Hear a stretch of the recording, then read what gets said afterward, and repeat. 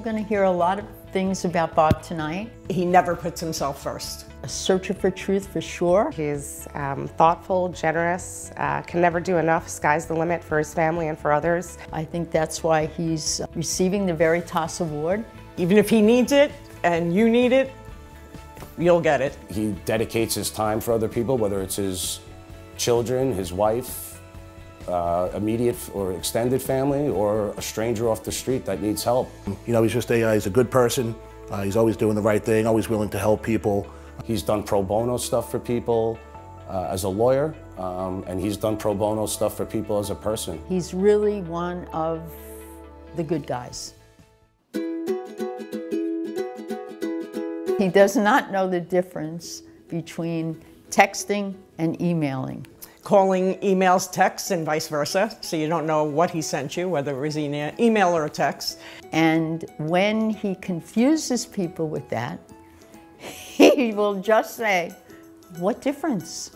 Certain times he's into technology, but at certain times he is just completely refuses to kind of move on with the times. He still mails in checks to pay his bills instead of doing it online. He gets into fights with Apple TVs that are talking to him. He was one of the first to have an iPhone, despite popular belief. That is true. So we call him an early adapter.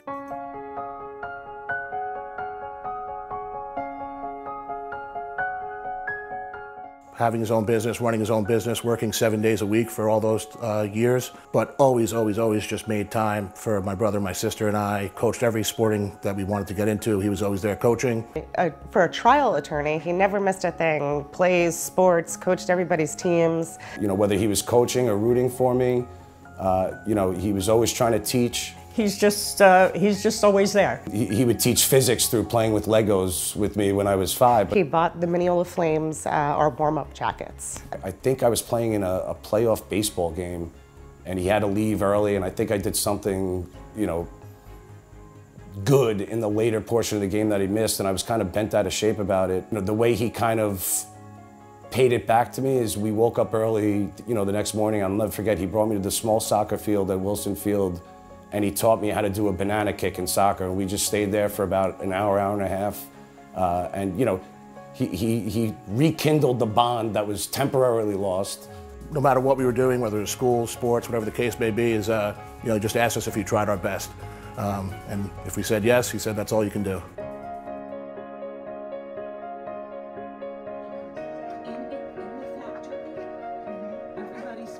People like Bob keep us going. But we know we couldn't do all of this without Bob. I was sent to the school to probably close it because of low registration. And then I met Bob, and that ended the closing of the school. It lasted for about another 20 years. The families that he got involved to make it all happen.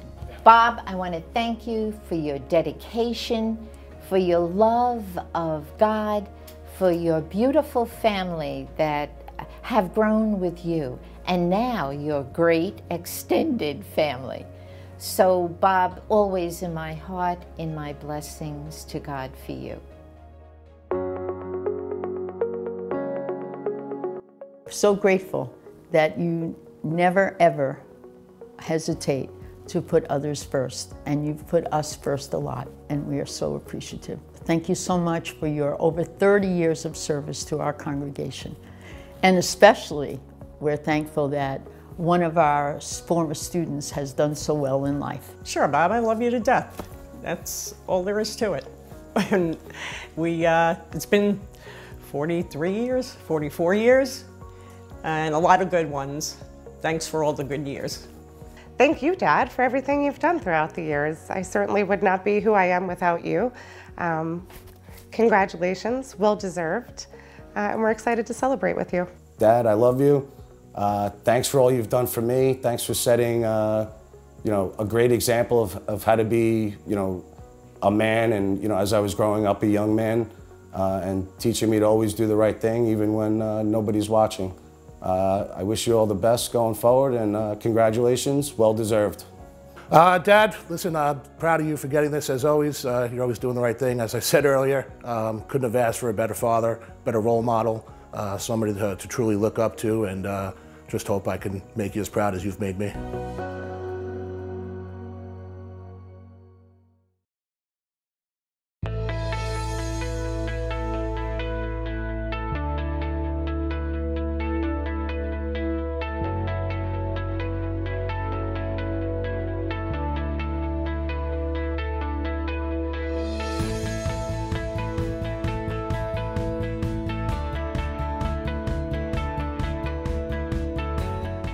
When I think of Lenore, I think that it's so appropriate that we are honoring her with the St. Catherine of Siena Award, because like Catherine, she's a spirited searcher for truth, not afraid to speak her truth. But I think even more so, what I find really terrific is she wants to hear other people's truths. Caring, loving, thoughtful, competent. She doesn't talk about doing things, she's a doer, she acts. She's inspiring on a personal level, a professional level. She's genuine, very genuine.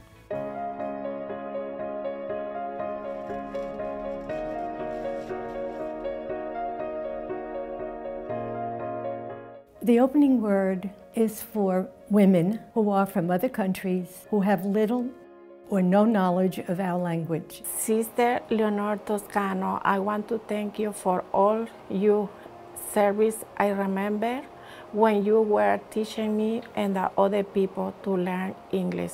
Every morning I enjoy learning from you. That helped me a lot do communication with the other people. Her leadership, her passion for helping and assisting these women is the number of students that that have been coming to our sites. Lenore has been able to deal with that number and to deal with not only the students, but the teachers and the volunteers. What made her commitment special was she didn't just remain in the office. She went out to the various classes and met the women and spoke with them and found out what some of their problems were, and then brought it back to the office, and we discussed how maybe that was a need that we needed to fulfill.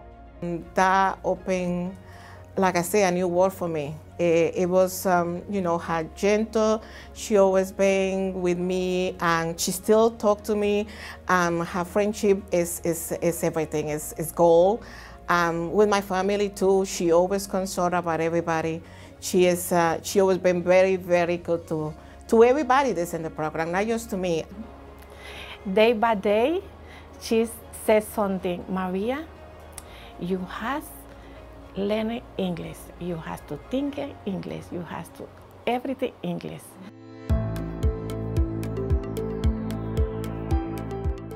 We were both school supervisors. We each had our own region. She conscientiously and graciously followed through with the principals, the pastors, the teachers, for the education of the children. I had to describe Sister. She was a silent presence that moved about. You knew she was there, but it was always with a calm and affirming nature. With her, you can learn how to be a very strong person and make change and affect change in people. And you can be really nice and you can be very respectful in the process. She practices what she preaches, and she is not afraid to come into classrooms and meet students and work with staff. She's not up here as an administrator when she was an administrator. Well, her faculty loved her, and my being a part of that faculty was such a privilege and an honor at that time. She said it in her soft-spoken way. You knew what idea was floating around in her head, and you were more than happy to make it happen for her because of who she is. Lenore does personify what a Dominican sister is. You are a Dominican sister who walks the walk. Lenore loves people. You preach the gospel of Jesus Christ. That has been your mission. That education, adult literacy has been your passion, along with all the other things that you have embodied to make this world a better place. A passionate woman, a passionate follower of Dominican life. that I know that your wings are going to be this big. And so done in such a humble way. I thank you for your grace, and I thank you for all that you've done, not only for your community, but on a personal note for me and for my family. Lenora, I want to thank you for your friendship. You've been with me in times when you had to listen. You were there when I cried, and you're a true friend. Very simply stated, she's who I look forward to. We need more people like her in this world, and it will be more beautiful because she has so much light and so much love and patience, and that is important. And Lenore, you have a gift for people to see the best in them for the good of others.